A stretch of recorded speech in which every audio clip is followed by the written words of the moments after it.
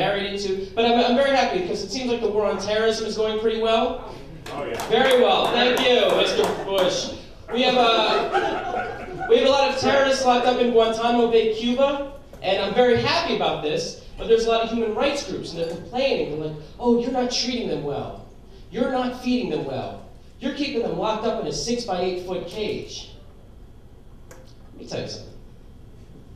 In New York City, we call that a $1,500 a month studio apartment.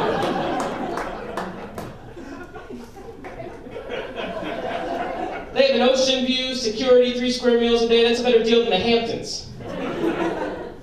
Of course, the whole war on terrorism, the war in Afghanistan, the war in Iraq, none of this would have been necessary if before 9/11, if we just had better security in our airports. But I don't know what we were thinking, because there we were, the strongest, most powerful, wealthiest country in the world. We had a lot of enemies.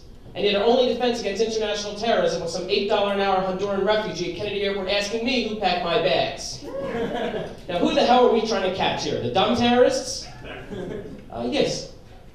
My brother Ahmed. The Palestinian bomb maker. He packed my bags.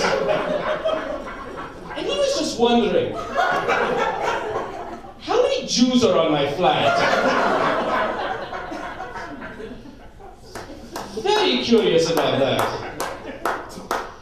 So, yeah. So before I met my beautiful bride-to-be, I was going out with this girl for 3 years. And it was kind of weird, because I was kind of like the woman in the relationship, because I wanted to get married, and she said she couldn't, because she had a fear of commitment.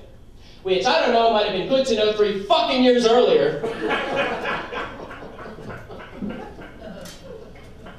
Well, you tell you something, 3 years, and it was the weirdest time to break up with someone. Because after 3 years, I finally found her G-spot. It was at Tiffany's. 3 years is the longest time to be in a relationship. You know, you're going to grow up in 3 years, you're going to mature in 3 years. Like, before I met her, all I ever wanted was a dog. Right? That's the punchline.